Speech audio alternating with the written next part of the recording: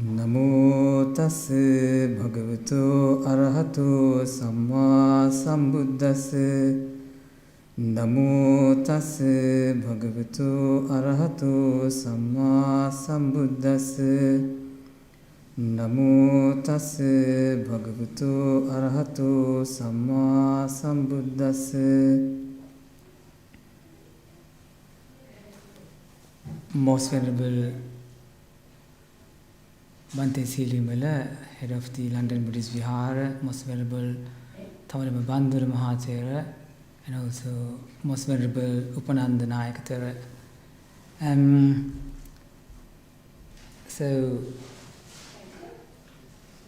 it's so wonderful to talk to you this afternoon on a very special Poet Day, and we like to see some people at the Vihara, and also quite a few people have joined on internet as well. If you like to come in front, it would be nice. There's a microphone, then I might ask some questions too. So it will be probably helpful to go in the conversation.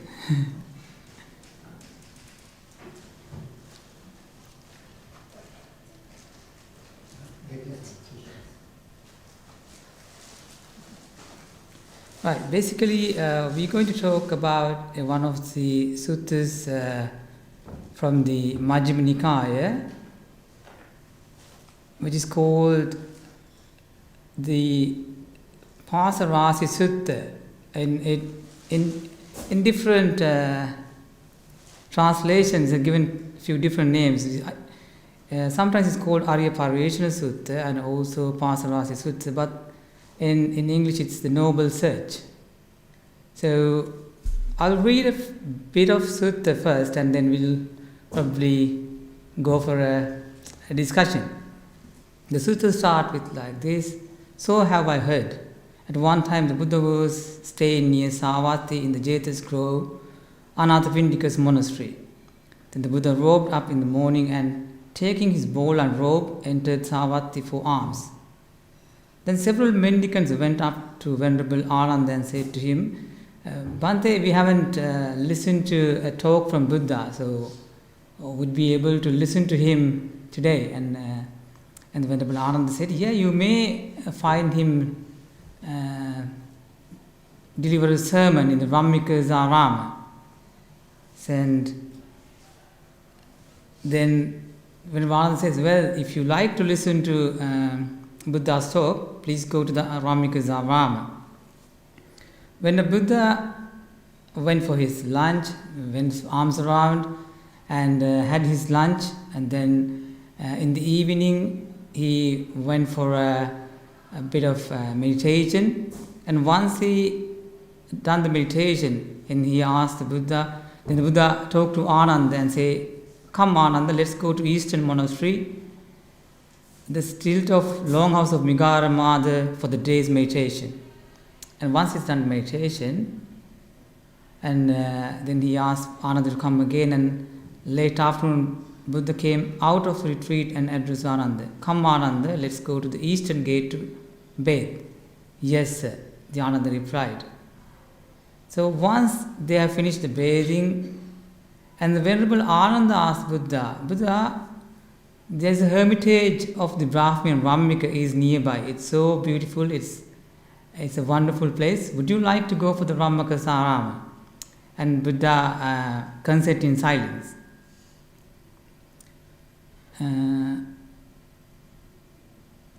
Now when Buddha went to the Vammika's Arama, at that time several mendicants were sitting together in the hermitage talking about the teaching.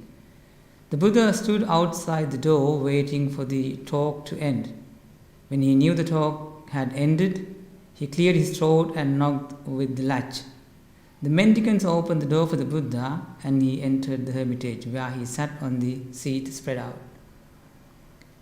And he addressed the mendicants. Mendicants, what were you sitting talking about just now? What conversation was unfinished? And then the mendicant says, Sir, our unfinished discussion on this teaching was about Buddha himself. When the Buddha arrived, So then the Buddha says, good mendicants, it's appropriate for gentlemen like you who have gone forth in faith from the lay life to homelessness to sit together and talk about the teaching. When you are sitting together, you should do one of the two things.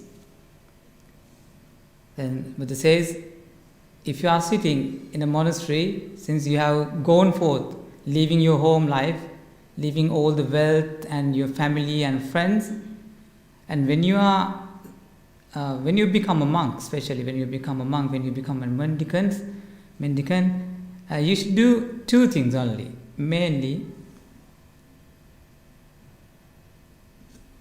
discuss teaching or keep noble silence. In Pali it says, Sannipattanam vo bhikkhave dvayam karaniyam dhammiva kata aryova tunhi bhavo. So if you can't do anything, basically say just don't do gossip. Either do discuss the teaching, listen to Dhamma, do some meditation, and otherwise keep in silence. Not about talking something which is not helpful to search the path. Then Buddha continues, mendicants, there are two types of searches. Then Buddha says there are two types of searches. And the one noble search and the ignoble search. So I would like to, from here, rather than going through to continue the sutta from here, I would like to ask a few questions from you. So there's a microphone, maybe Gabri would like to hand over the microphone to one of them, then probably we can ask a couple of questions. And like Buddha said, there are two types of searching. And one is a noble search, the other one is the ignoble search. So, and even we are from birth to our death, we are searching something as well. So would you like to tell me what you are looking for, what you are searching in your life? So then we can continue. Is it long enough, the cable?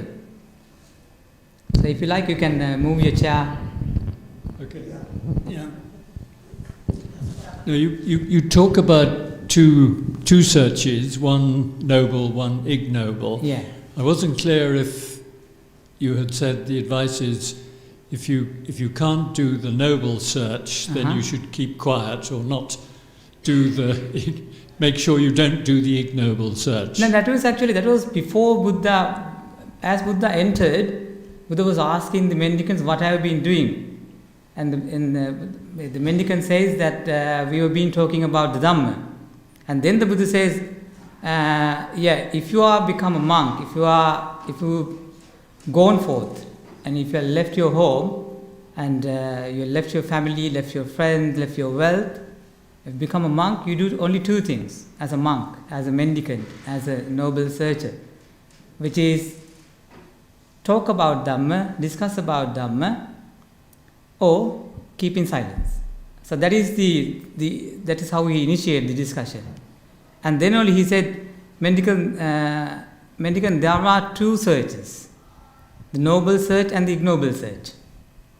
So now, it goes from, it's a quite long sutta, long discourse, but that is how he started. He normally, most of the discourses, he normally asks a question from the mendicant. It's like a conversation. Buddha doesn't ask you to sit down and just deliver. And it's a discussion between, because they're talking to real people, the day-to-day people, the merchants and householders and kings and carpenters and any sort of people he meet, and then just start a conversation. It's not like we used to listen to Dhamma talks, like we ask, people come to a place and sit in groups, and the monks start with we ask you to obtain 5 precepts, and then go refuge on triple gems. And I don't think it has happened that way during Buddha's time. So it is, if you see, when Buddha walked in the Ganges for entire 45 years of his life, and maybe he has met thousands of people. They are not Buddhist. They are from different faiths. So it's not easy to build up a conversation and teach them what he realized. Like, say that if the Buddha appears on the high street today, so do you think that anybody going to listen to him? Then even he says, I'm Buddha, would you like to listen to me? Then people might say, Buddha, I'm quite late, I got to go to work. And they might even give him phone number. If you like, give me a call. Isn't it? We don't have time to listen to you. So even that time it has been like, people not willing to listen to him anyway. Like most of the people have their own beliefs. There are about 62 different views on, most of them are like Vedic, the environment, the social structure, everything was completely different than the countries like Sri Lanka at the moment, because most of the Buddhist people live in Sri Lanka or Thailand, and even in Sri Lanka we don't have that many other faiths, like especially like in our upbringing we didn't see any Mahayana monasteries in Sri Lanka or Vajrayana, that we brought up in Theravada tradition. So then Buddha asked us about when he says there are 2 different searches. And so I thought from now, rather than going what Buddha said, to talk about what you are looking for, what you are searching in your life. So we have been from birth to the death. Are we searching for something else? Because Buddha says there are 2 different searches. So obviously as human beings or any beings, we might searching something. So anybody like to tell that what we are looking for? Well, surely there are many different searches, and I guess speaking for myself, I'm looking for something which will produce towards the end of my life, I suppose, happiness, peacefulness. And that is why I'm attracted to what little I know about Buddha's teachings. But there are lots of other searches which some seem more ignoble than others. Searching for, a businessman who searches for profit and wealth, perhaps at the expense of others, that's pretty ignoble.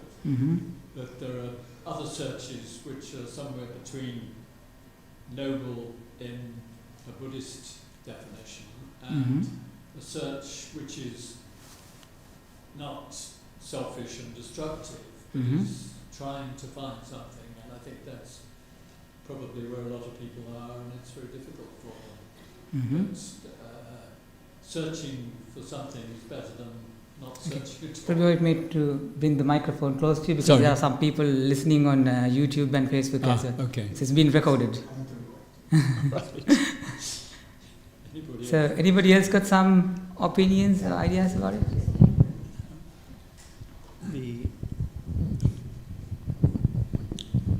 The search for truth of existence, where we come from, and after our death, where we, what will happen to us, and of course the escape of suffering, both mental and physical suffering in this existence. These are the 2 searches basically. Okay. We are interested in. Right. Anyone else want to talk?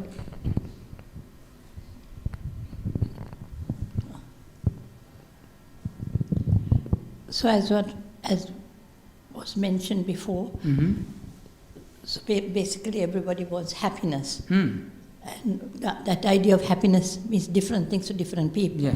It can be happiness like peace of mind, it can be happiness, as somebody mentioned, whatever they like, they want more of it. It can be money, it can be sensual pleasures, but it can be lots of other things as well. but also there's the inner seeking. But I think somebody mentioned that the existence, where you ask, who am I, right? What am I doing here? Is there a purpose in life? Right? Where did I come from, right? And what am I doing here? And what happens after I leave here? So that's a much more inner seeking that some people are more, and that leads to much more supramundane levels of becoming a spiritual seeker, as opposed to a more mundane level where one is looking for things that please the six senses. So it immediately gets differentiated into many, many branches of those things. And depending on the circumstances that one is born with, and also depending on how much intellectual capacity you have, the external, your parental influence, your teacher's influence, these things will vary. So there will be something that you will bring, like your anuses and things from previous births, that will have a play, but also what happens externally and how much you're motivated and stimulated and what your friends and your peers say. These searches at different times will vary. So it's not that you have one search all the time, but depending, and that's why the Buddha always says that the whole of the life, spiritual life, is kalyana mittas, because very often you are influenced by your peers, your friends, your siblings, whatever. So there are many ways of differentiating these things. Thank you. Right. So, I mean, considering all of them, the whole idea is even it's a mundane or supramundane. We're looking for happiness, isn't it? Like, if it is not the mundane happiness, and it is supramundane happiness. So you're looking for, rather than a impermanent happiness, you're looking for a permanent happiness, isn't it? So is that you could say that business people are looking for some different, maybe development of the business, and artists might be looking for something else. The growers probably cultivate something else and want to become happy. So everybody, it does, regardless of what you're doing for living or even for happiness. Happiness is achieved through an activity or enterprise or kind of. So you need to do something to get happiness. So would you agree with that? So always you have to make happiness by doing something, isn't it? So happiness doesn't come once if you're not doing anything. Like, say, if you're sitting and if you don't do anything, even by doing meditation, you're looking for happiness, right? So you have to make something, you have to do something, you have to do some activity, you have to enterprise something to get that happiness, by going a holiday or drawing or music and what else, doing a business, yeah? But excuse me, but happiness is a state of mind. Yeah. So basically, so that state of mind, you can always be doing something, but you can also just let go of everything and be in stillness, and then as whatever you're clinging for, everything, you let go of things rather than doing things as you're suggesting, you can also still your mind and you can get inner happiness as well. Okay, so do you think that out of these 8 billion people, anybody letting go and get happy? I think so. When you go to meditate, right, that is what the key thing is, that when thoughts come, you let them go, and when you want to. So all those hindrances that come your way, that by addressing those, right, and letting them go, that you would. Okay, what do you normally let go? What sort of things you let go? Well, it can be a thought, it can be an action, it can be the way you speak, it can be your emotional things, whatever is upsetting you, you want to go, or whatever the teachers teach you, right? Whatever your teachers are telling you, you know, that because if you're all saying that that it is the thing that you are wanting is happiness, and the cause of the opposite of is suffering is craving for something. So that's what you got to let go. Anyway, yeah, that's fine. That's perfectly fine. So, but most of the people we have got about 8 billion people in this world, but there might be few of us looking for happiness by letting go. The rest of the people is looking for happiness by achieving something, right? Grasping something, obtaining something. That's why throughout this life, regardless of your age, you have done something to get happiness by achieving something, by getting your degree, getting married, finding the best job for you, right? Going for the good holiday. What else you do? Your hobbies, everything you do for one thing, isn't it? So, this is in mundane life, isn't it? yeah. But the true happiness may be. Would you like to talk to the mobile? Of enlightenment. Well, not everybody is seeking just mundane happiness.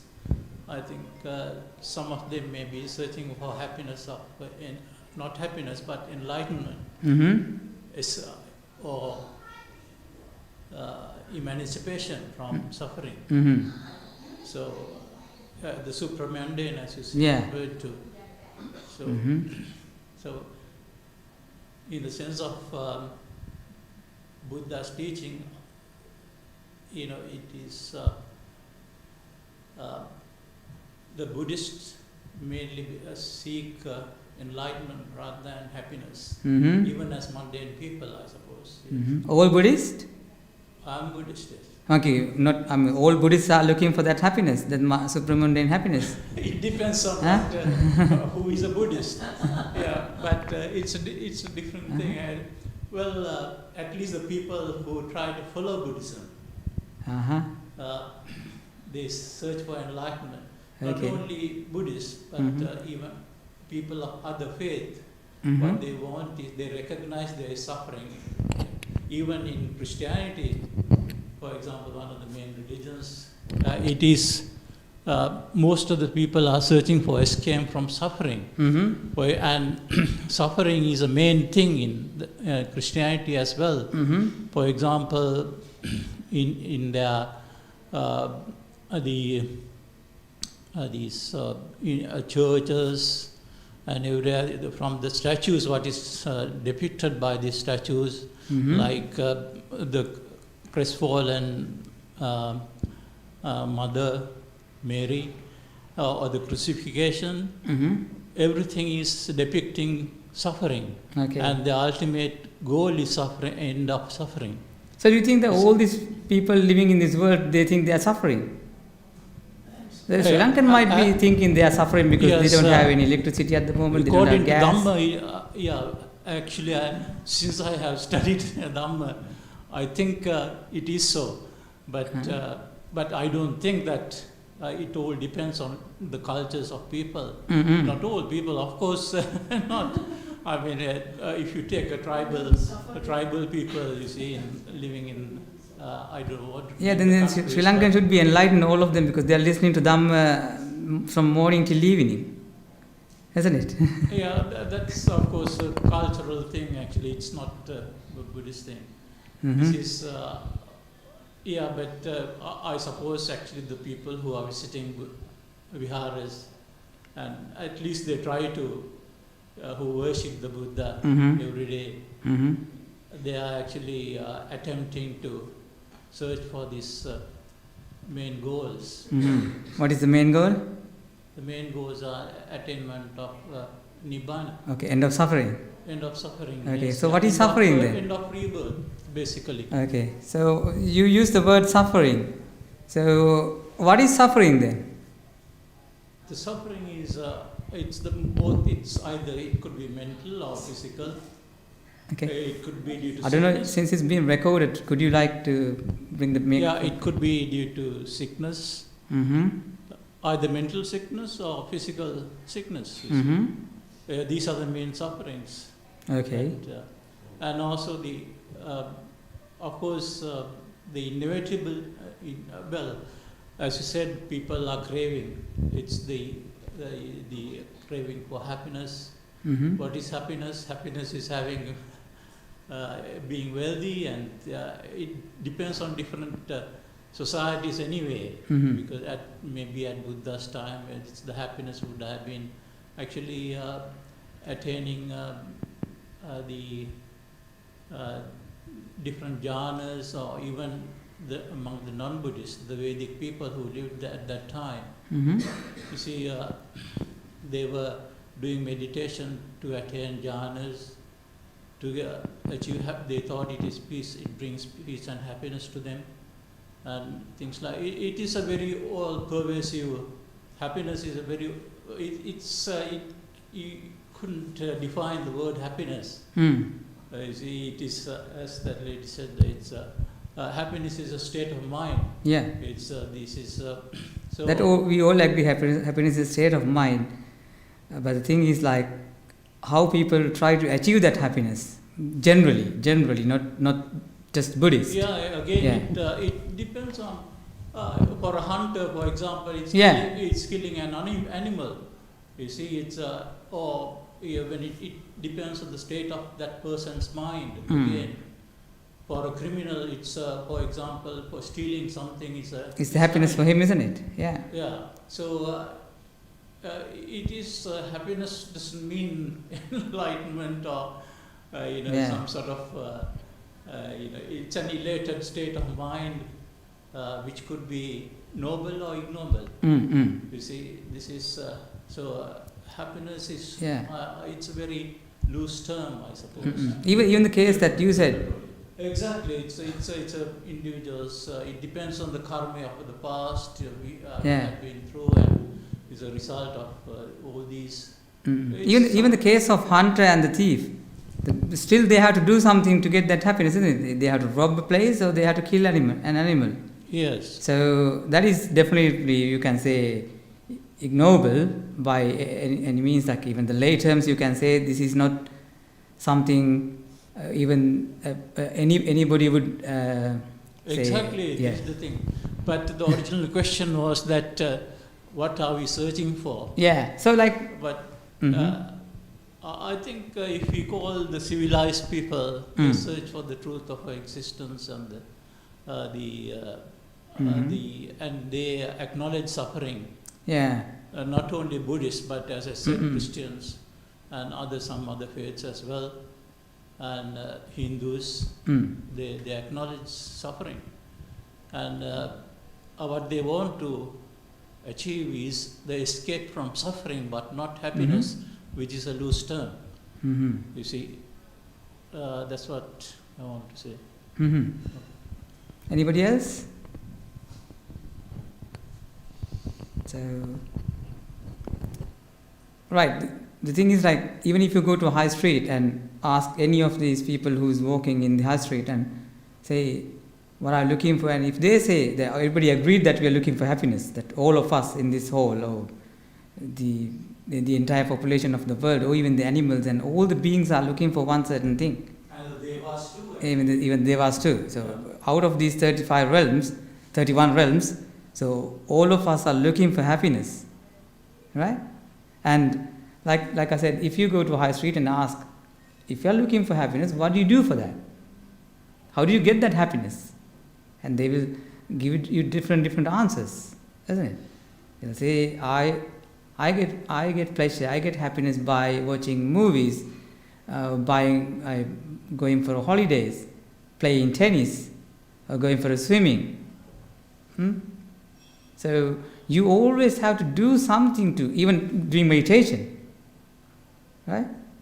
Even if they ask, are you suffering at the moment? And I don't think very few people say I'm suffering. Maybe you are in a sickness, or if you ask somebody like age of 20, 25, 30, and who hasn't got any physical problems or any physical illnesses or any difficulties in physically, they might say, no, I'm not suffering at all. I'm really happy, right? But a lot of people talk about stress. Mm. I'm very stressed. Yeah. That's, and therefore I am not happy. Okay. Because life is stressed, and then that suggests... Microphone, please. Sorry. that suggests that their pathway towards trying to find happiness is not being very successful because they're stressed all the time. Mm-hmm. So they have to change their objective in some way. I think that's, and I suppose get a bit more enlightened. And you say finding enlightenment, my colleague. So like if somebody says they are stressed and they're suffering, then what do they normally do? They please their senses. Huh? They please their senses, whatever the idea. They want body comfort, or they want something to please their taste wise, or they want something for that, or best for their mind. So they go to the six senses and they look at it. Yeah, that's the thing. So somehow, you got anything to say? Can you remember that? Again, it depends on the different frame of mind a person is in. For example, a spiritual person might meditate, you see, and try to bypass this stresses or something, which is very common in this world now, anyway, all over the world, whatever the faith is, you see. And so this is the current situation. And even in Buddha's time, I think this was the situation. Most of the people were searching for truth and the annihilation of suffering, not annihilation actually, to avoid suffering during their time. Yeah. That's what I want to say. It's I think instead of happiness, it's which is a very always, if we call something called consciousness, I think it's a better term to use actually. It's a higher state of consciousness. It's a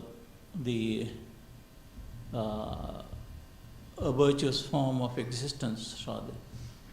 Is that's a more noble way of existence. Okay, so you say being consciousness, being alert is the way for happiness, rather than making something like doing any enterprise or any effort to get happy. No, it depends on what the object you have in mind on consciousness. If you are, for example, in Satipatthana Sutta, we say that the consciousness we are meditating on the five aggregates, the actually impermanence of five aggregates. So which is a better way of seeking happiness, a more permanent way of seeking happiness rather than just a temporary way of evading suffering. So yeah, I think it's better for us for a person. I mean, it all depends again as unless a person is spiritually inclined, or if a person is ignoble, or if we are talking about an ignoble society where the majority are ignoble actually anyway, it's then it is very difficult to say, talk about consciousness or anything. It's survival of the fittest, or the law of the jungle prevails. So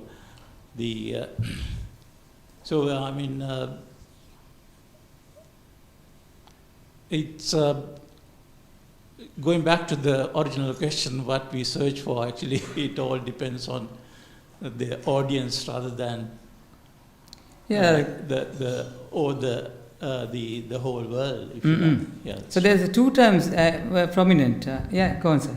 Yeah. No, I just wanted to make the point that the idea of enlightenment was mentioned earlier, and consciousness from one angle could be said to be enlightened, or on the on the path to enlightenment. It depends what you mean by these words. I think that consciousness, which I would define as knowing what motivates oneself and understanding one's own behaviour, what makes a person tick, as it were. I think that is pretty similar to enlightenment. I don't know whether my friend here would agree that you asked about enlightenment originally. Yeah, I mean, it's best to look at consciousness with regard to 5 skandhas, actually, because these are the consciousness what we are actually. We think of a physical body mainly and a mind, but the actual it is what we call panchaskandha or 5 skandhas. You see, it's the consciousness is actually they are related to these 5 skandhas. They come and go. Actually, they are not everlasting.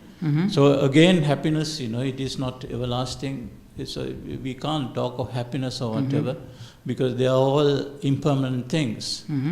So but consciousness is something which is as we know that what we are composed of is 5 aggregates, the 5 skandhas, which is our basic existence, and we are motivated, as we say, or our experiences are all governed by these 5 skandhas, and these skandhas are actually derived from our past karmas in the past. So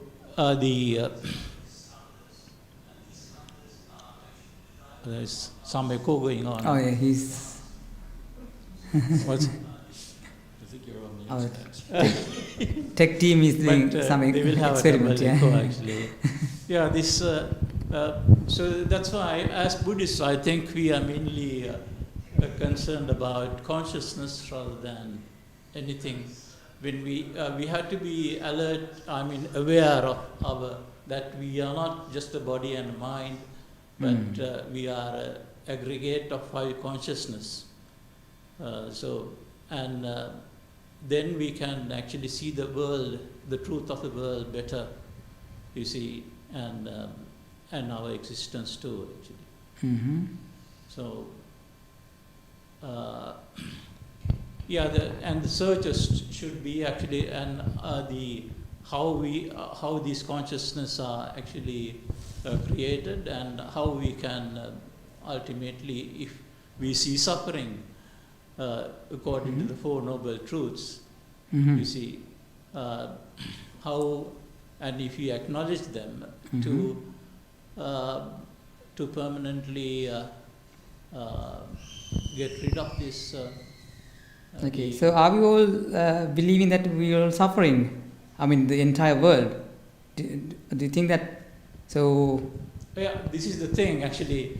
What anybody who is at any stage of life, they will undergo either physical or mental suffering. Yeah. Again, suffering is something consciousness, something conscious. Actually, there was one uncle of mine who was a pediatric surgeon. Actually, he was well versed in Buddhism. Microphone close. And he was working in Lady Ridgeway Hospital. Okay. And could you get the microphone close? Yeah, and he was saying that some of his patients, when you see them, he sees them as just a bundle of Vedana. You see, he doesn't experience his body, he doesn't experience his anything, but it is just the Vedana. For the doctor Vedana, or for the patient? Sorry? For the doctor or for the patient? No, the patient. So that's what he has observed. So, but of course he realized this actually because of his background of Buddhism. Which is very true actually. When a person who has been badly injured by something, by a car accident or anything, all what he is just suffering, isn't it? It is just physical suffering. So, which is Vedana, one of the 5 aggregates. You see. It's so likewise in the other respect, the Rupa, Vedana, Sannyas. For example, a person who is concerned with beauty, his consciousness or her consciousness is all about her or his body. You see, so it is these consciousness, they differ from person to person, or the experiences they are going through at that particular moment in life. For example, a person who is dead, who is nearly dying, he may be experiencing just fear, and so the consciousness will be one of the 5 aggregates. It's which will give vipaka, and then the rest of the rebirth cycle. You see, it's so it is better to, happiness, something called happiness is there was an advertisement in my younger days called "Happiness is a cigar called Hamlet." It's it is happiness is a very loose term. Yeah, again you have to smoke, isn't it? To get that happiness. Yeah, this is it. And lack of Hamlets, you have been suffering, isn't it? Yeah, but these are all man-made terms, you see. But in universal terms, actually, it's, I think when we think about our ultimate, truth, the consciousness is the basic thing, I suppose.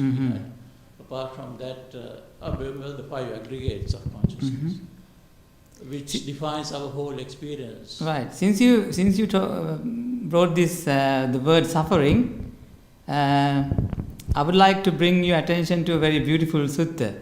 Maybe your perception would be completely different on this, because you define suffering as mental or physical suffering, isn't it?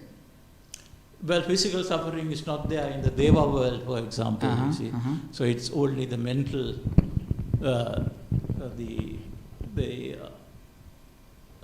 consciousness is there actually in certain Deva worlds. In fact, you see, and in there are in the animal kingdom, it is more suffering than in the physical world. You see, it's they undergo so much suffering, they get killed by other animals and so on. And it's it all depends on the realm of existence, isn't it? Right. Let me bring your attention to this particular sutta, right? And then we'll see what Buddha is talking about suffering. Right? This sutta called Bhadrakagamini Sutta. At one time, the Buddha was staying in the land of the Mallas, near the Malian town called Ruelakappa. Then the Bhadraka, the village chief, went up to the Buddha, bowed, sat down to one side and said to him, "Please, sir, teach me the origin and cessation of suffering." So, this man, do you think that he never knew about suffering then? The suffering we're talking about right now. Why did he go to Buddha and ask, "Please tell me the origin of suffering and cessation of suffering"? Doesn't he know the origin of suffering? Huh? Why not? So all of you know the suffering. How could this Gamini didn't know about the suffering? So we will talk about suffering now, right? So you said everybody is suffering. At least people know that they are suffering. So all of you know suffering, right? And how come this particular man went to Buddha and asked him, "Please teach me the origin of suffering. Where does suffering come from? And what is suffering?"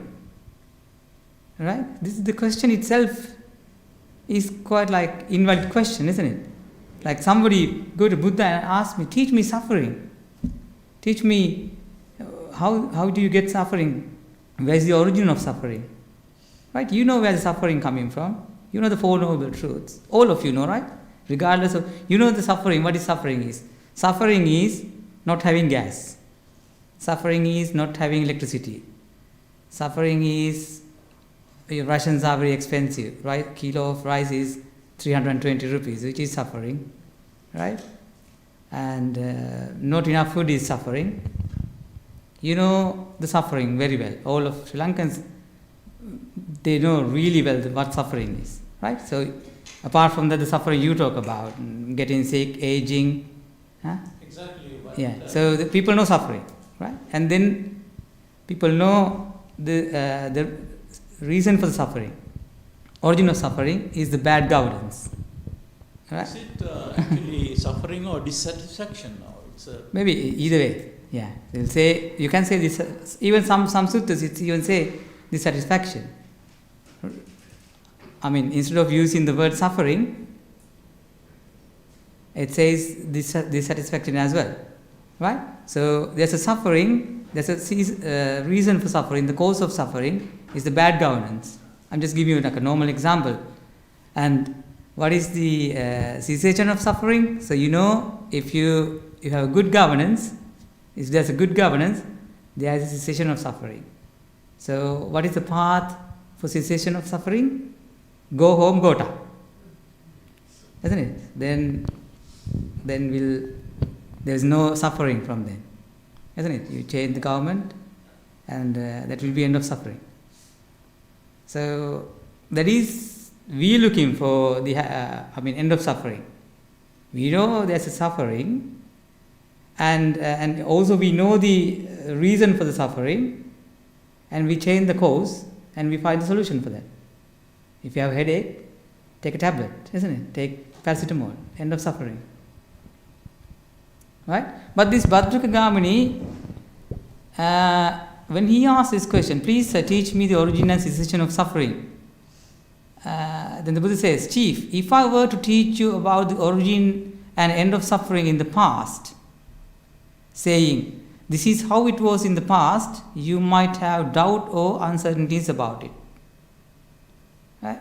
If you were to teach you about the origin and end of suffering in the future, saying, this is how it will be in the future, you might have doubt or uncertainties about him. So Bhadragamini asked the question, please teach me the origin of suffering and the reason for suffering and how you end the suffering. And the Buddha says, if I teach you referring the past, you will understand it. And this is how it will be in the future, you might have doubts or uncertainty about it. Rather, Chief, I will teach you about the origin and end of suffering as I am sitting right here and you are sitting right here. Right? The Buddha tells this chief, Bhadraka Gamini, I will teach you about the origin and end of suffering as I am sitting right here and you are sitting right there. Right? So I'm going to ask a question or a few questions which Bhadraka Gamini, which Buddha asked from the Bhadraka Gamini. So, what's your name, sir? What's your name? Amar Singh. Okay. If I ask Amar Singh, what do you think? Are there any people? So, where are you from? Where do you live in London or somewhere else? Yes, in London. In Oxford. Okay. Okay. I'll ask a question. I will ask the question which Buddha asked from Bhadraka Gamini. So you give me the answers. So, are there any people in Oxford who, if they were executed, imprisoned, fined, or condemned, or if they have corona, or if they have get sick, if they have fallen ill, it would cause you sorrow, lamentation, pain, sadness, and distress? Are there any people? Are there any people in Oxford? You get the question, right? Are there any people in Oxford, if they were executed, imprisoned, fined, or condemned, it would cause you sorrow, lamentation, pain, sadness, and distress? So you can answer. Would you like to talk to the microphone? Did you get my question, right? Please use the microphone because it's being recorded and also some people listening on YouTube and Facebook. So. If you could repeat that question, actually. Okay. The question is, are there any people in Oxbridge, not in rural Kasaf, right? I'm asking from you. Are there any people in Oxbridge, if they were executed, imprisoned, fined, or condemned, it would cause you sorrow, lamentation, pain, sadness, and distress? Yes. Okay, then you say yes, right? The other question is, but are there any people in Oxbridge who, if they were executed, imprisoned, fined, or condemned, it would not cause you sorrow? It would not cause you sorrow, lamentation, pain, sadness, and distress. Yes or no? So the first question is, I'm asking, are there people in Oxbridge, if something happened to them, like if they get corona or executed or fined, will there be would it cause you sorrow, lamentation, and suffering? You said yes. There are that sort of people in Oxbridge. The other question is, but are there any people in Oxbridge who, if they were executed, imprisoned, fined, or condemned, it would not cause you sorrow, lamentation, pain, sadness, and distress? It will cause me sorrow and. Okay, for all of you. I mean, for everybody in Oxbridge. As general humanity, yes, yeah. Yeah. So as a compassion. Okay, how many people died during the corona time in Oxbridge? I don't know, maybe thousands. Couple of thousand? Did you cry? Sorry? Did you cry? Did you upset? Did you get upset about all of them? Of course, I did as a normal human being. I did, yes, yeah. How about others? Would you be worried for any person who? Oh, we got quite a few minutes, isn't it? Right, we got. Okay. Let me, rather than carrying on, let me just give the Buddha's response for this, right? That's the thing. That's it. Yeah. So we got few minutes, and let me quickly complete this one, and probably we can bring discussion in another day.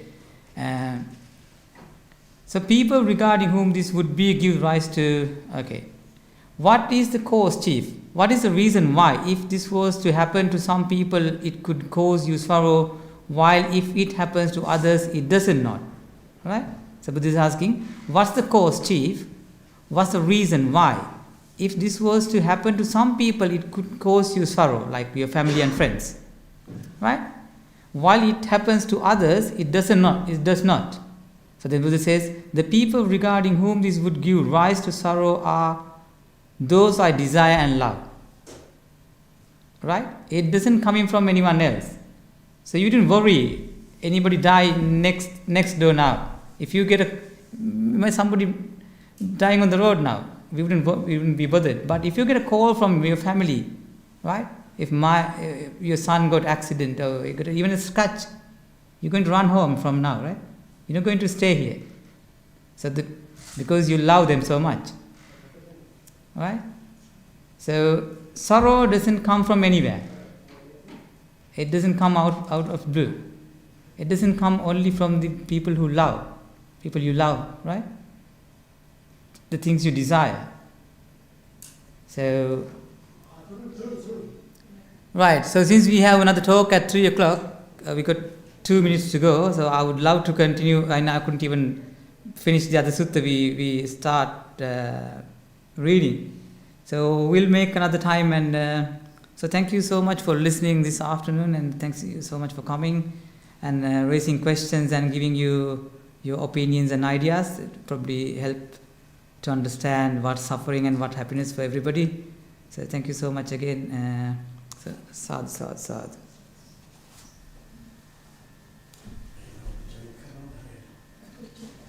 But the next, I think, session is on Zoom. So I think one gentleman joining from Sweden, isn't it, Bante? Sweden? Yes.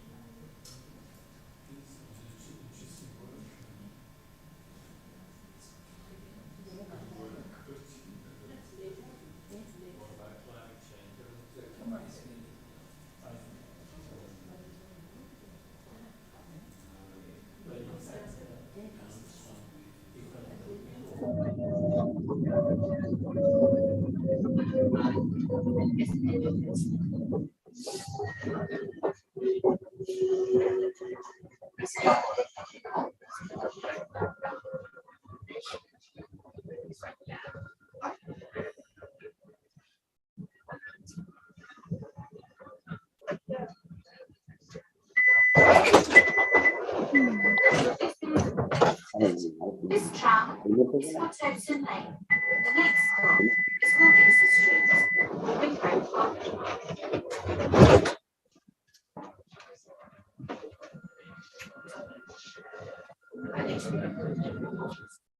Good afternoon.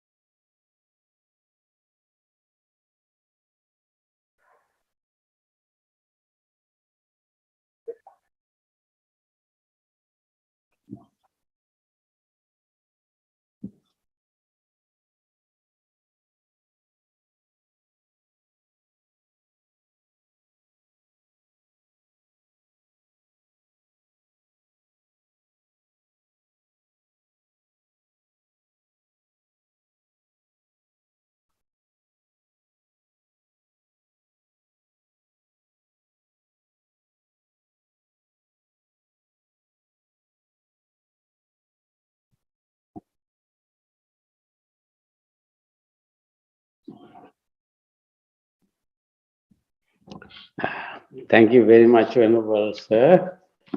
I'm very grateful that I've been invited to this session to talk on some of the queries of meditators today.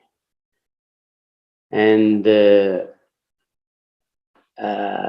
maybe because we don't have any participants appearing, I'll have to raise the questions myself and answer them on behalf of those who are interested in raising questions.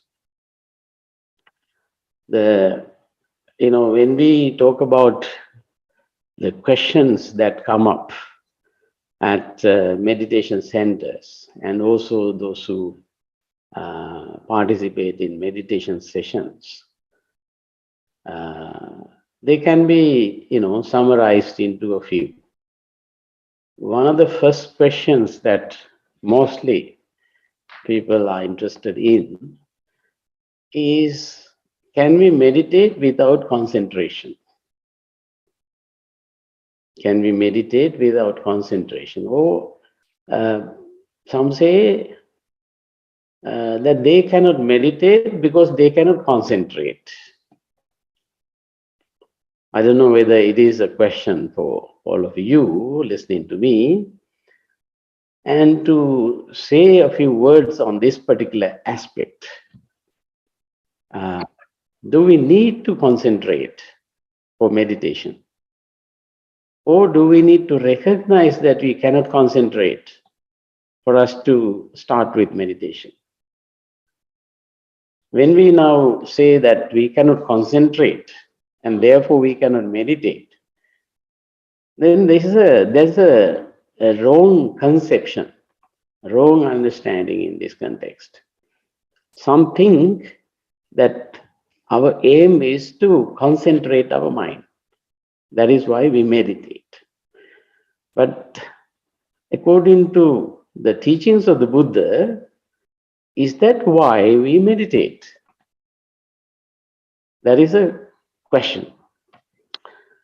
And let me remind you of an important saying that Buddha summarized his entire teaching into. His entire teaching was summarized into two particular aspects. In the Alagadupama Sutta, that is the teaching based on the parable of snake, Sutta number 22 of the Majjhima Nikaya. And there the words summarized into two aspects are like Pubbe chaham bhikkave etarahi dukkanja panyavemi dukkasacha nirodham in Pali. That means, formerly and now, O monks, I declare dukkha and the end of dukkha. Dukkha, that is what we normally, translate into English as suffering. And the other one, that is what we know.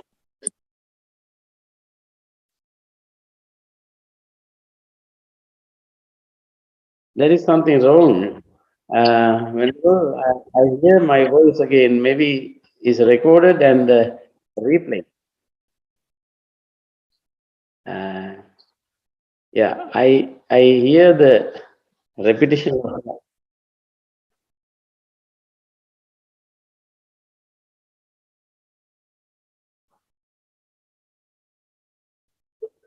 Maybe I reach.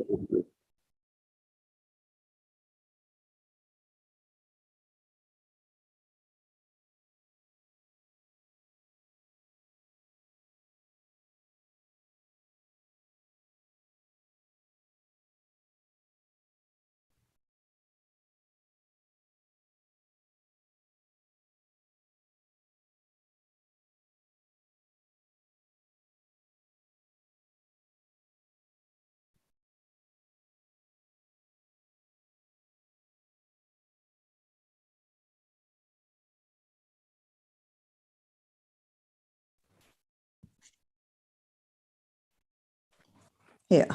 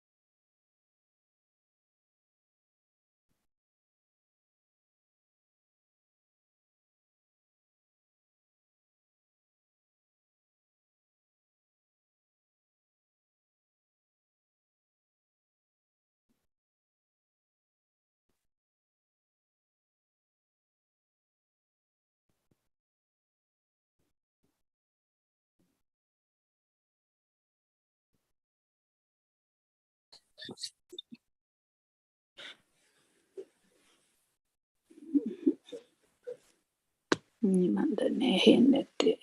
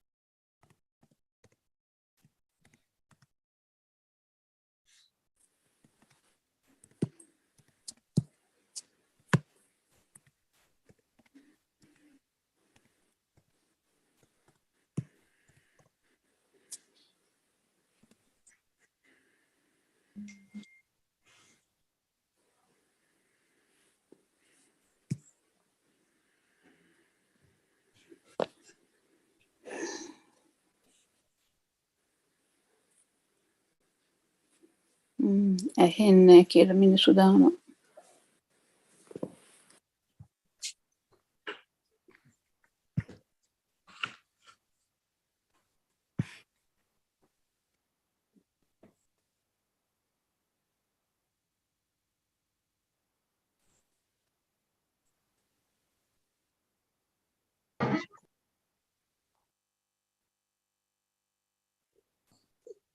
Now, can you all hear me well? And please respond to the chat box. I mean, through the chat box. Now Yes. we hear. You hear better, yeah. Very good. I'm sorry that I'm in a. We missed some. You missed some, but you did not miss very much. Actually, I will repeat. Thank you for the response. Anyway, I was beginning by asking a question. Do we have to develop concentration for us to be a successful meditator? If we cannot concentrate, then are we going to be disappointed that we cannot meditate? These are questions some meditators are worried about. Actually speaking, I mean, if I talk about it grossly, when we cannot meditate, when we cannot concentrate, there is a point for us to be aware of the fact that we cannot concentrate. When we are aware that we cannot concentrate, then there is a turning point.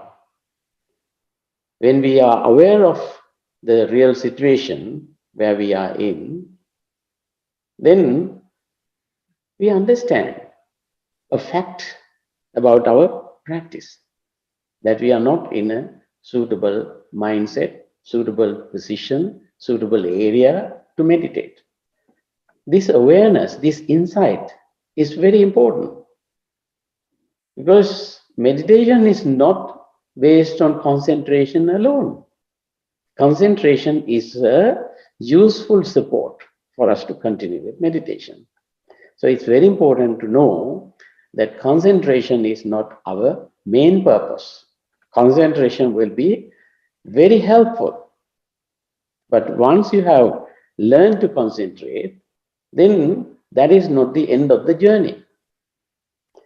Once you have concentrated mind very well, it is still necessary for us to realize that we need to find turning points in search of what is suffering and how to realize suffering and how to experience the end of suffering.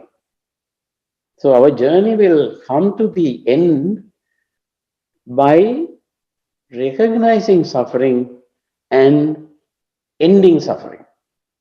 Ending in the sense that we are going to experience the end of suffering. So that is not an easy task, because what we call enlightenment is that. What we call attainment or attaining nirvana is that. When we say suffering, the next question comes, what is suffering then? Maybe you all ask yourself, what is suffering? You might have read a lot of books about suffering, unsatisfactoriness.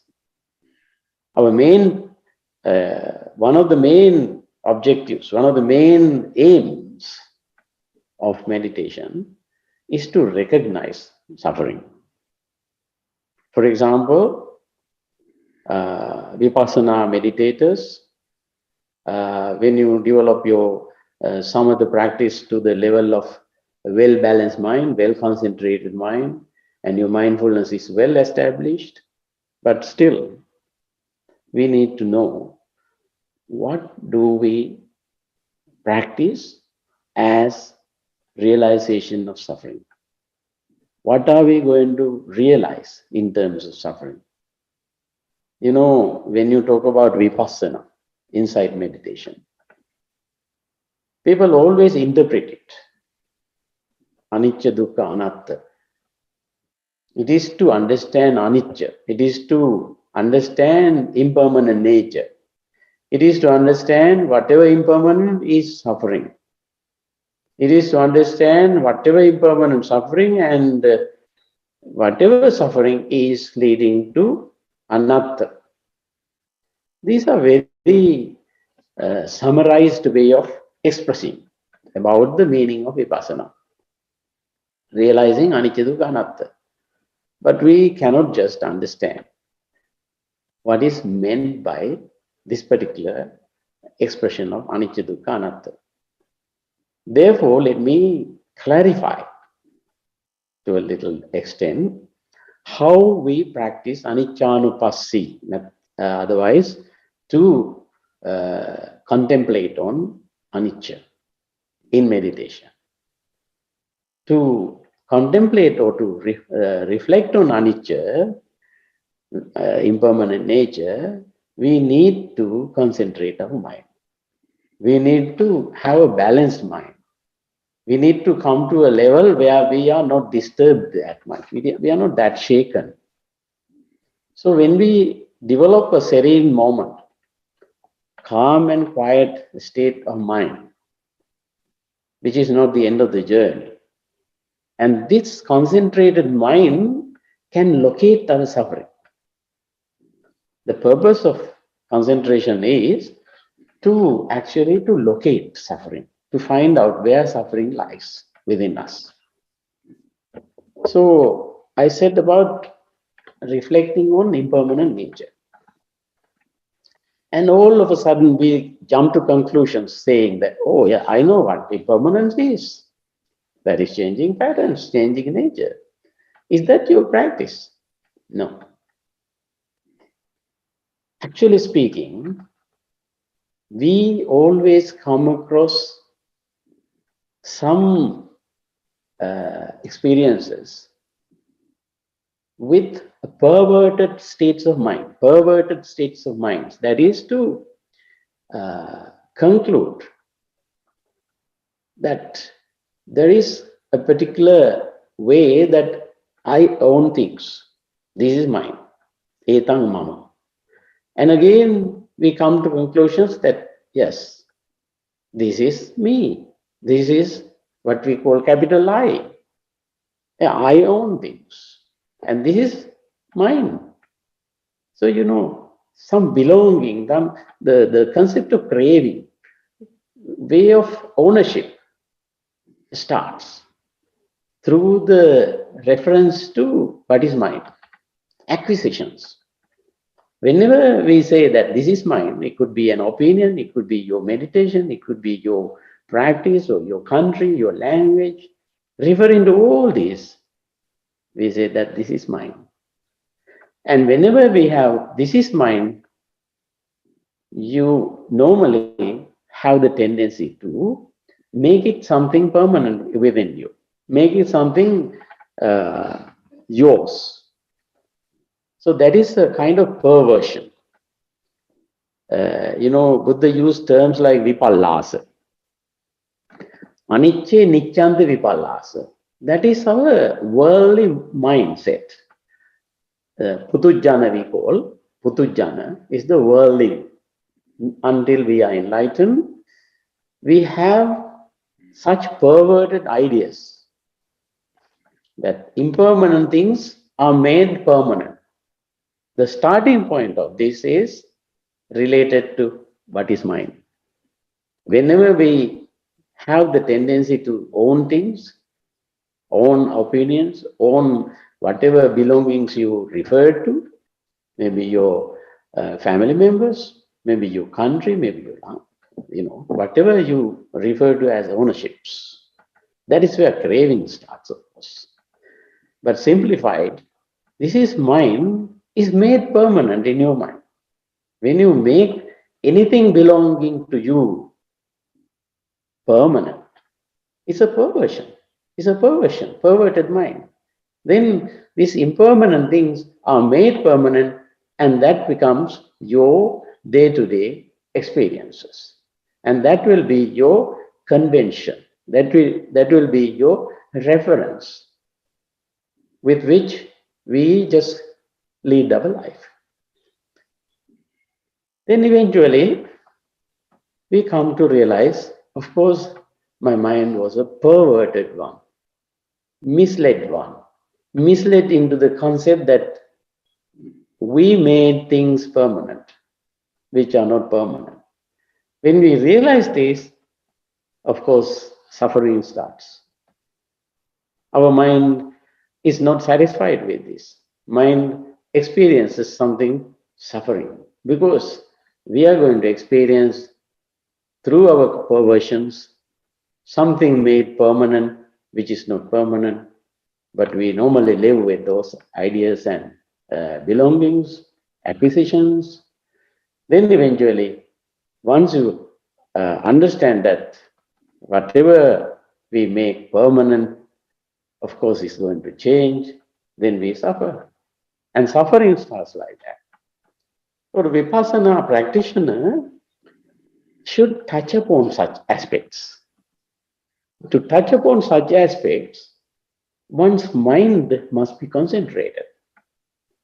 When we are in a concentrated mindset only, we can locate such points where our mind is perverted, making impermanent things permanent.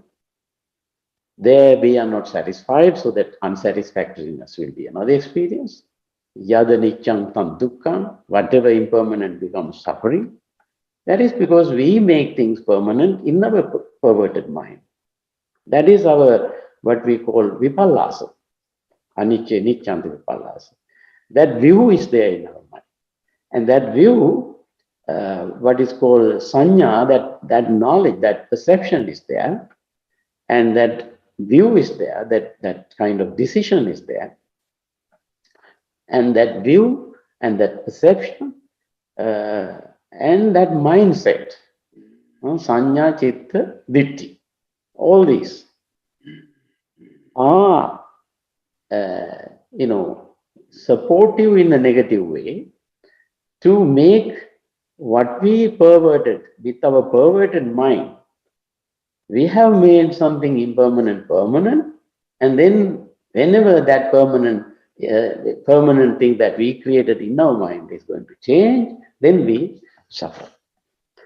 So if we have these concentrated levels, whenever you have attained certain levels of concentration, then our duty as a Vipassana practitioner is to realize such facts that we find that we are stuck in permanent mindsets, permanent views.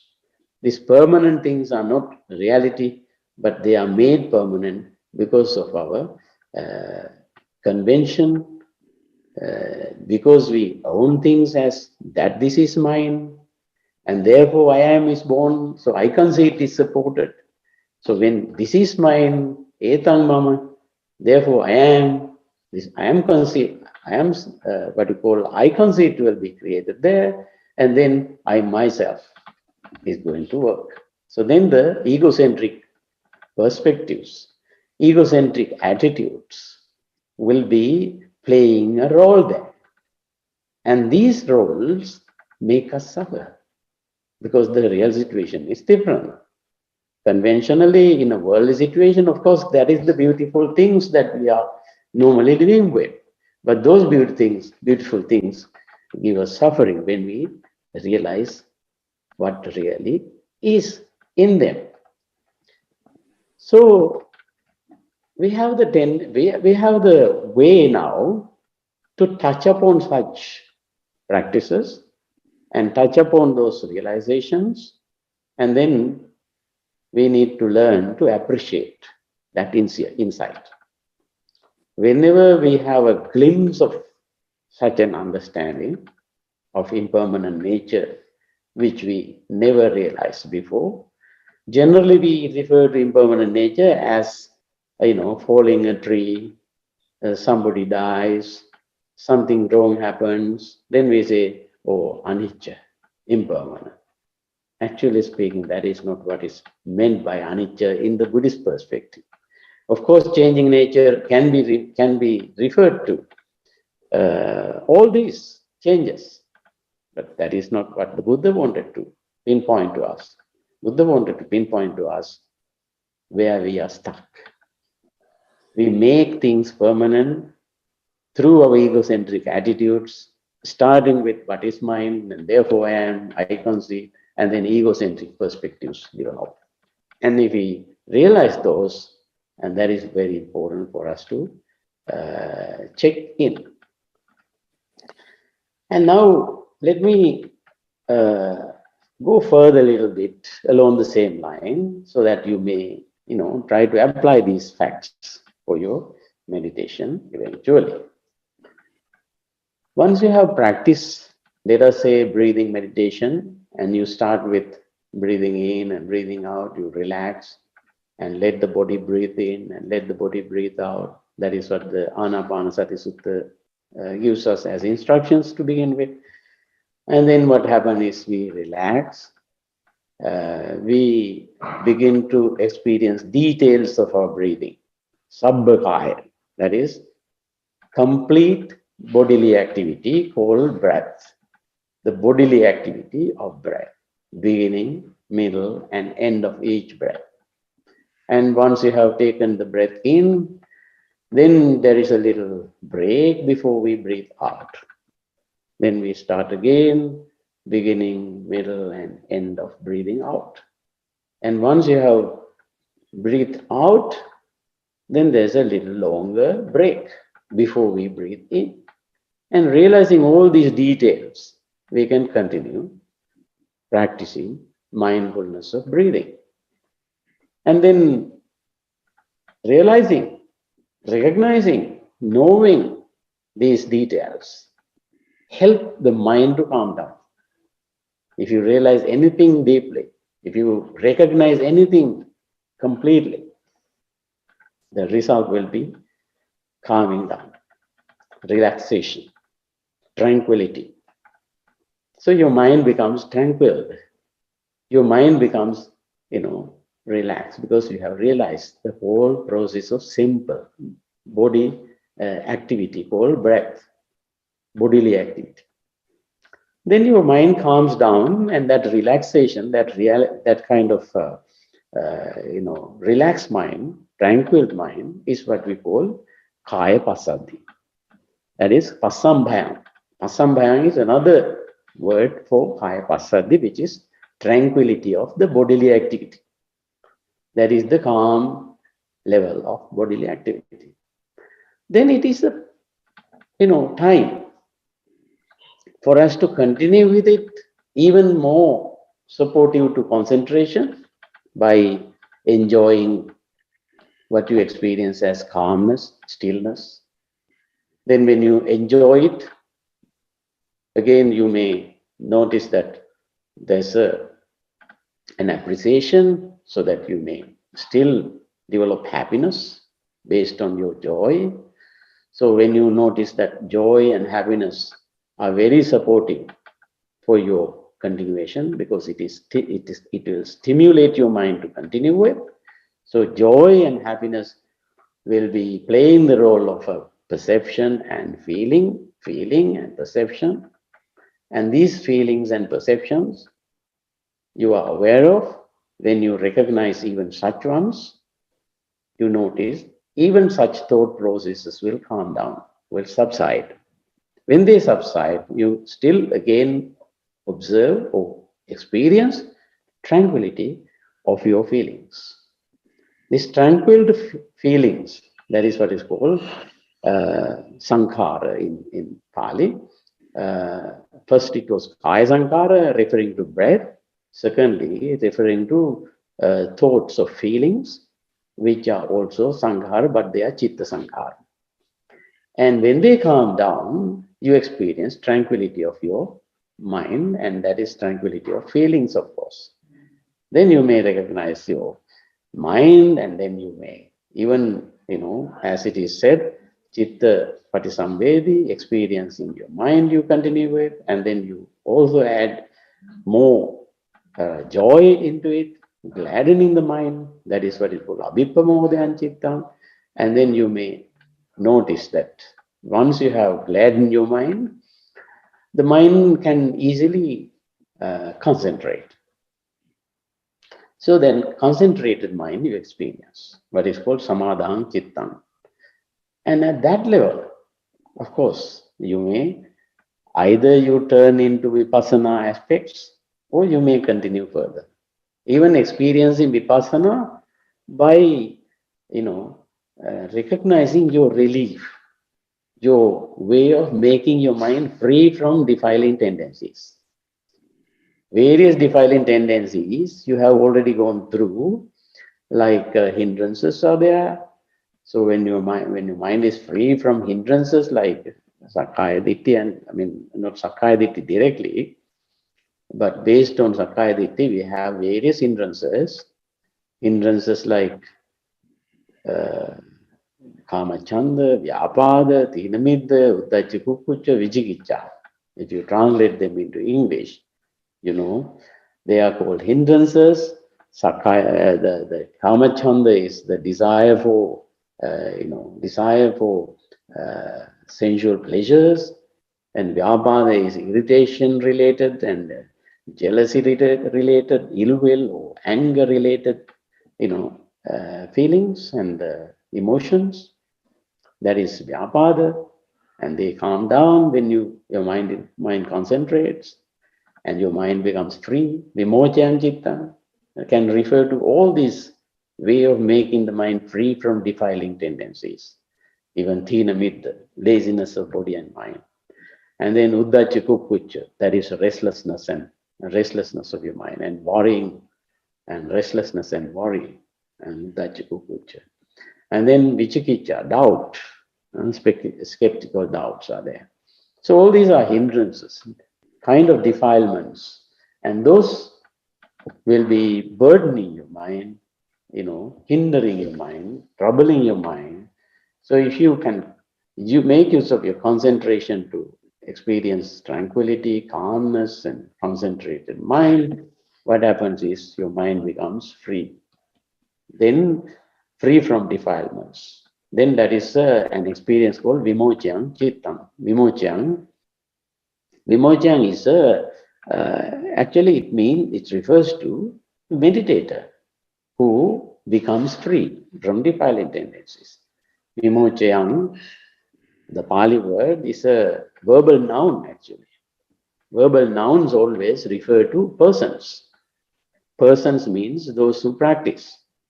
The person who practices concentration can understand, can experience how the mind is free from defiling, tendencies or hindrances, and that is what is referred to as vimocha.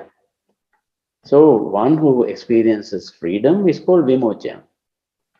So such aspects, such levels help us to find the turning point into locating suffering.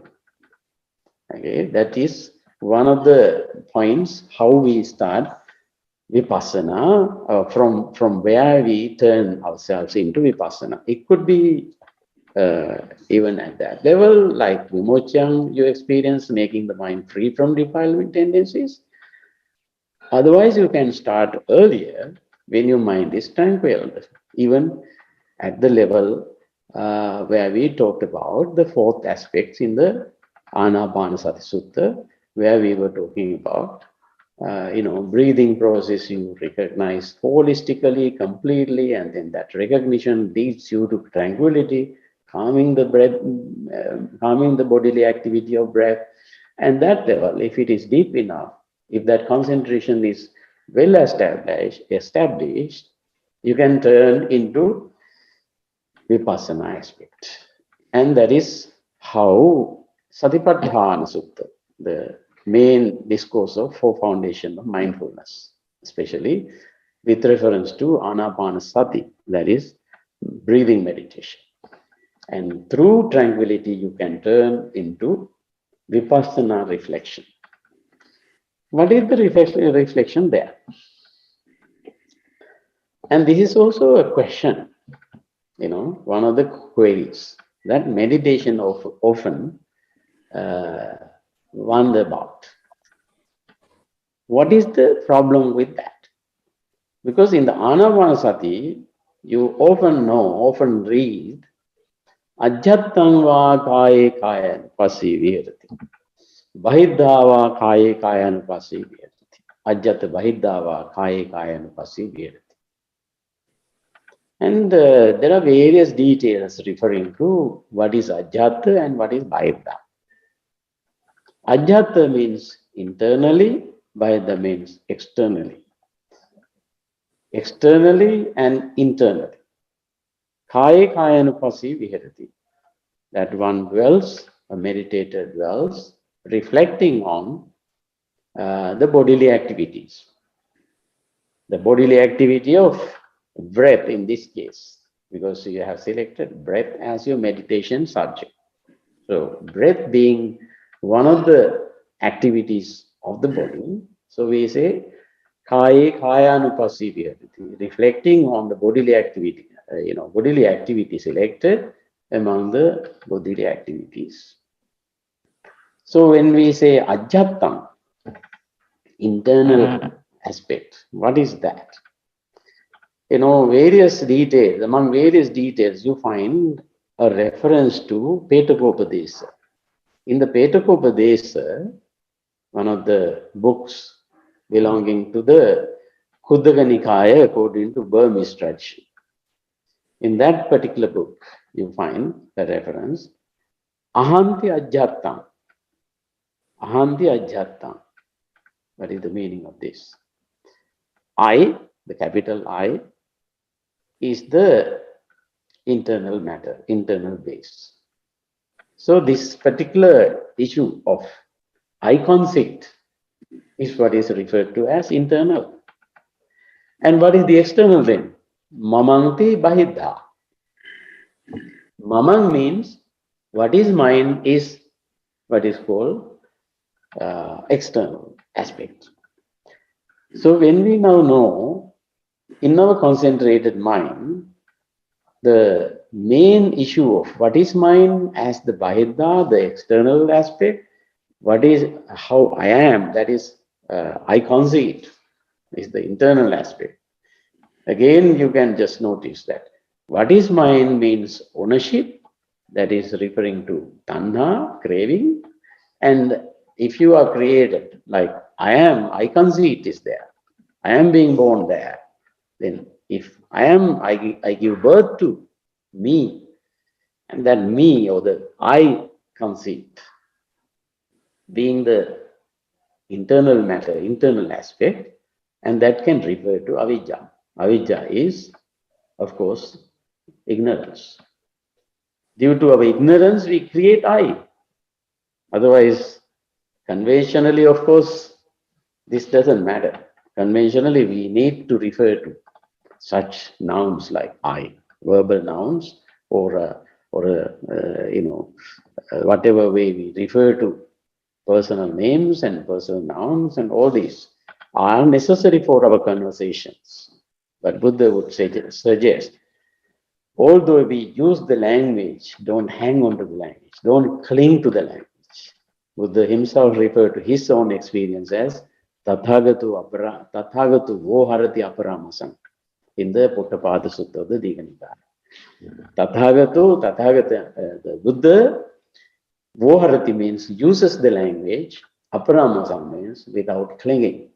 So when we say I concede, we need to know the mistaken concept or convention called I concede.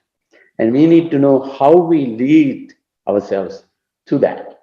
We lead ourselves to that by way of what is mine, ownership, craving. So craving and ignorance or the avijja play a very important role there as two main causes of suffering. So if we recognize these points in our meditation, if you make use of your concentrated mind to touch upon these aspects, then Ajjattanga Bahiddhava is touched upon in a meaningful way. And then you find in the same reference, Ajjatta Bahiddhava Kaya Kayanupassi Viharati.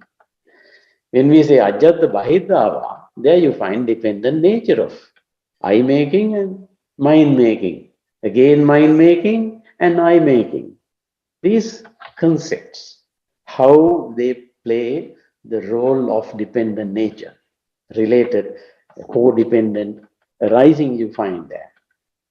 Internal and external, and then both internal and external together. You find dependent co-arising. That is, I making, mind making, again mind making, I making. These are the aspects of suffering in that relation. Then another point is there further, although this is going to be a kind of a lecture-like talk, I would like to make it a dialogue, of course, but of course in this session through Zoom, let me raise another point in the same category. So when we now understand internal and external aspects with reference to our suffering or the causes of suffering, then the next aspect is equally important. What is that? Samudaya dhammanupassiva kayasmin viharati. Vaya dhammanupassiva kayasmin viharati. Samudaya vaya dhammanupassiva kayasmin viharati. So this aspect is directly related to what we have already explained as what is mind and I concede being the internal and external coexistent aspect, and that gives rise to how we end up in perversions like vipallas, making impermanent things permanent because of our I conceit, and then you find samudaya dhamma, any belonging, any ownerships, any causes related to what is mine gives rise to I conceit. So samudaya dhamma here in this context is causes of suffering arising. Whatever causes arising there, when you concentrate your mind and refer to your, causes of suffering, especially in relation to what is mine and I am, and then egocentric attitudes further. And whatever arises there, you find is a false arising. It's not the real arising. It's a false arising. I mean, arising due to our perverted mind, due to what we own, due to what we created as I conceit. Then whatever arises, samudaya dhamma, is recognized right away, and then it falls apart. It falls down. It becomes Vaidhamma. Because there is nothing arising as a permanent thing. It arises due to our perverted, our misled ideas, misled concepts of me, mine, and myself. And therefore, whatever arises there is recognized. Once it is recognized, it will fall apart. It will fall down. Therefore, it will become Vaidhamma. Yankinchi samudaya dhammam, sabbantan nirodha dhammam. that can be understood along that line. Whatever arises due to our recognition, there is nothing for even vanishing. It will vanish by recognizing samudaya aspect alone. So samudaya dhamma will be recognized as causes or results of these perverted aspects of our mind or our way of perversions, like vipallasa, making impermanent things permanent, due to our way of developing mind and myself and egocentric attitudes.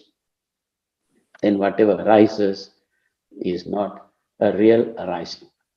Is an arising for suffering, arising due to our perverted mind. And samudaya dhamma becomes vaya dhamma. And then again you find paticca samuppada reference here, dependent co-arising again, and they become samudaya vaya dhamma altogether.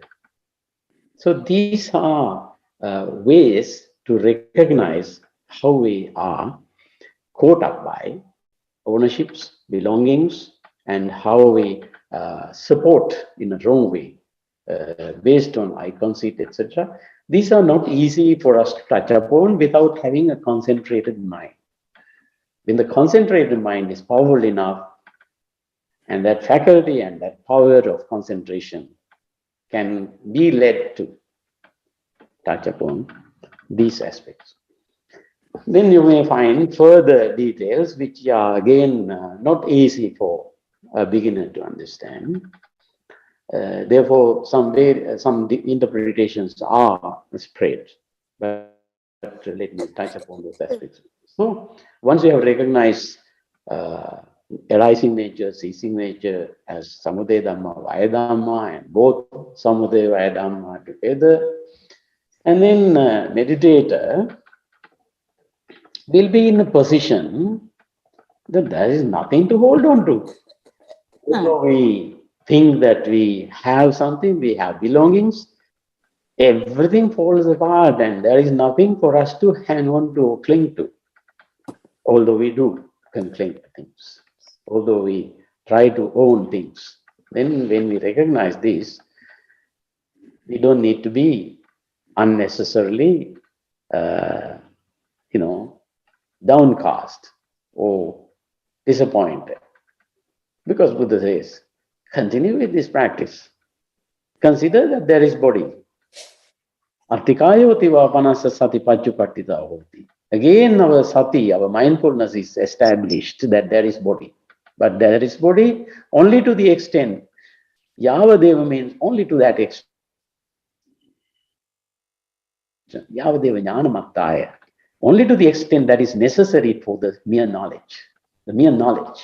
For the mere understanding that there is body, there is body only to the extent, for the mere knowledge and the mere mindfulness practice. Sati. Jnanamattaya, pati sati mattaya. Mattaya means only to that extent. Yavadeva means only and to that extent, mattaya. Sati mattaya. For us to have continuous mindfulness, we need to understand that there is body. Otherwise, the body is already scattered. There is no permanent body as such.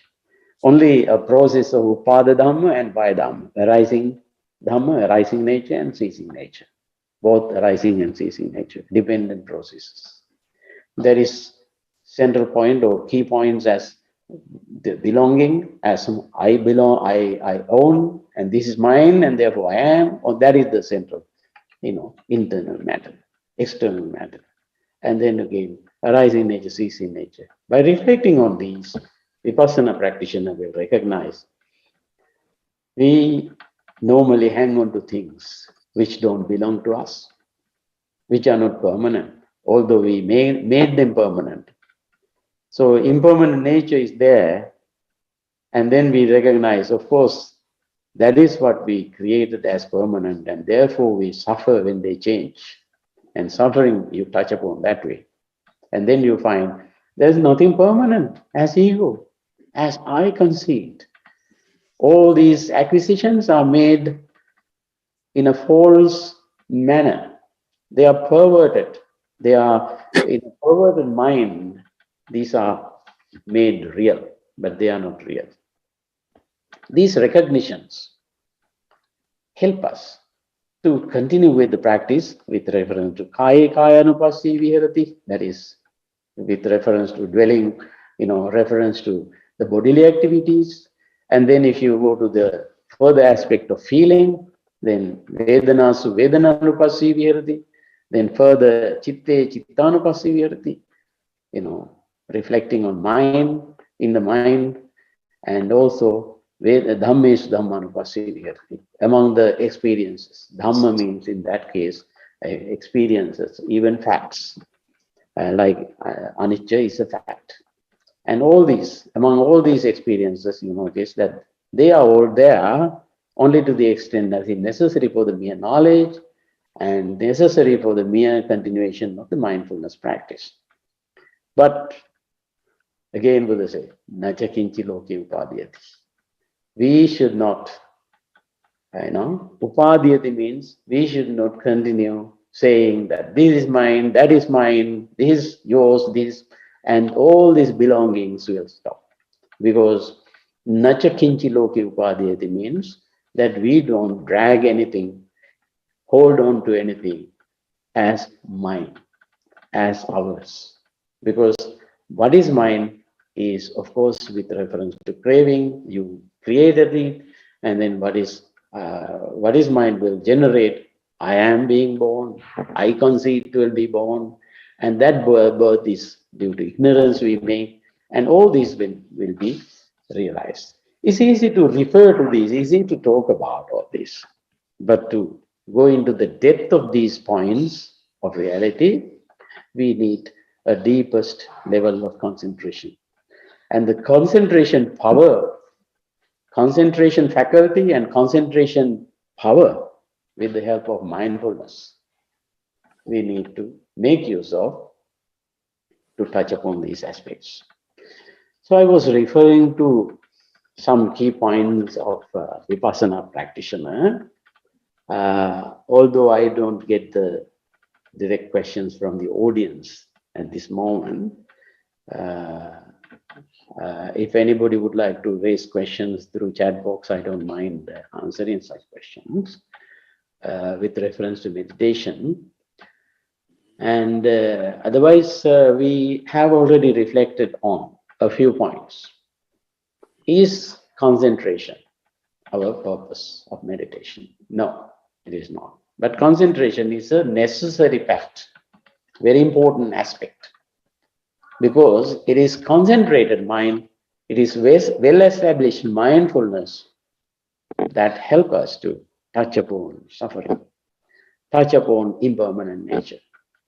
Impermanent nature is not general, mere changing patterns, not mere changing nature, but the perverted mind, the perverted ideas connected to egocentric aspects. Through egocentric attitudes only we make impermanent things permanent. That is how Putujjanas, the worldly people, continue living. We all live in that way. We use the language the same way. And then when we come to the level that all what we made permanent are not permanent, they are changing. There we have suffering, experience of suffering. And if we touch upon that, we also touch upon, these perverted concepts, perverted views, like impermanent things are made permanent, which is not correct. Then asubha were made subha, the pleasant ones, unpleasant ones made pleasant ones, etc. Asubhe subhanti, asuke sukhanti. Sukha, there is no, permanent, so to say, that comfortable feeling alone. It is made comfortable, but in the context of unsatisfaction, in dissatisfaction, we made all this like that. Yeah. So this is the way that we need to make use of these perversions for us to realize where we are stuck in meditation. So this can be an answer to so many questions. And finally, let me raise another question for you. Really, do we understand the difference between meditation and bhavana? Because the term bhavana, the Buddha used for covering all what I said now in terms of right understanding, that is wholesome understanding, understanding of suffering, that is what is called the first aspect of the Eightfold Path. The first aspect is right understanding, that is wholesome understanding, that is the understanding of the Four Noble Truths. Four Noble Truths being suffering, cause of suffering, end of suffering, and the path leading to end of suffering. And these, reflections we need as meditators, because I was referring to now suffering hidden in our reflections. I refer to as, I conceit as avijja, referring to ignorance. I also refer to how I conceit is created through what is mine, belonging. There, tanha, the craving, is referred to. So tanha and avijja are the main causes of suffering. So if we refer to those aspects, then it is right understanding. So the beginning of the Noble Eightfold Path is there. In the Dhammacakkappavattana Sutta, you may notice all these aspects connected to all the 8 aspects are referred to as the reflections or as our insight, and Buddha suggests bhave tabbam at the end of details of the Eightfold aspects. So when we refer to Eightfold Path, we refer to cultivation of insight into them. So this is now it is our time actually. Now, no, I know 4 o'clock. We are going to wind up. 3 o'clock. We are going to wind up the session. So hope I have taken 1 whole hour trying to explain certain aspects based on some questions. You may create certain questions and fit my answers into what you think suitable. And I should thank you all for listening to me. And I hope I have tried to select some important aspects of as questions or queries of modern meditators. Thank you very much indeed. Any other, Venerable, have I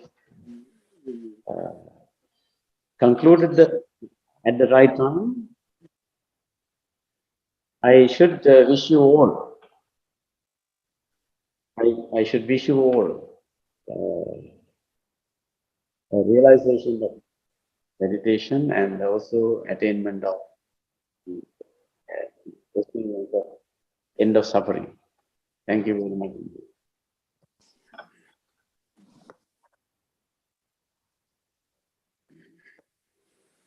I'm sorry that I hear some noises, but sorry, I can't hear Bhante.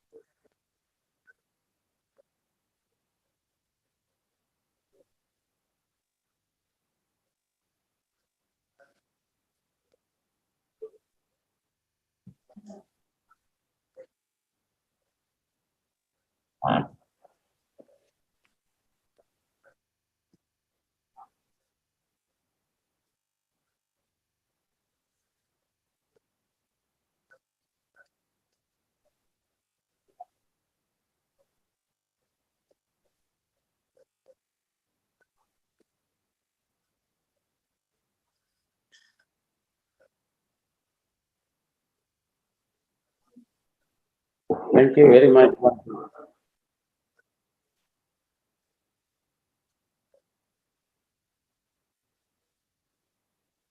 Sadhu,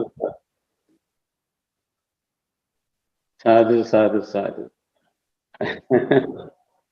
All the best, Bhante. Thank you very much indeed.